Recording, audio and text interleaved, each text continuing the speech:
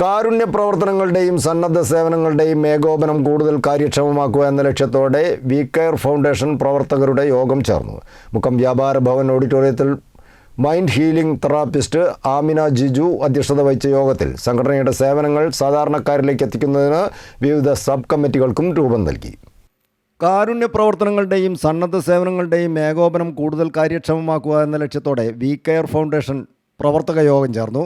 മുക്കം വ്യാപാര ഭവൻ ഓഡിറ്റോറിയത്തിൽ നടന്ന യോഗത്തിൽ സംഘടനയുടെ സേവനങ്ങൾ സാധാരണക്കാരിലേക്ക് എത്തിക്കുന്നതിനായി വിവിധ സബ് കമ്മിറ്റികൾക്കും രൂപം നൽകി.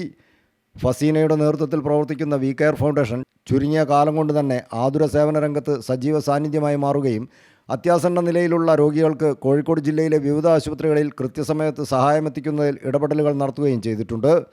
ഈ വർഷവും കലാപരിപാടികൾ ഉൾപ്പെടെ നടത്തുന്ന ആദരിക്കൽ ചടങ്ങിൽ ഡോക്ടർമാർ, നഴ്സിംഗ് ജീവനക്കാർ, സാമൂഹിക സാംസ്കാരിക രാഷ്ട്രീയ കായിക രംഗത്തെ പ്രമുഖർ എന്നിവരെ ആദരിക്കും.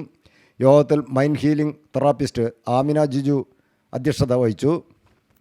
Psychological councillor Talhath Kunnamangalam, Sathyanarayanan master, Mukkam നഗരസഭാ കൗൺസിലർമാരായ ജിജി ജയരാജ്, ഭവന വിനോദ്, സബിത എന്നിവരും ജംഷീർ വയനാട്, റസൽ ബേപ്പൂർ, സഫിയ, കരീം എളമരം, ഷംസീർ മുക്കം തുടങ്ങിയവരും സംബന്ധിച്ചു.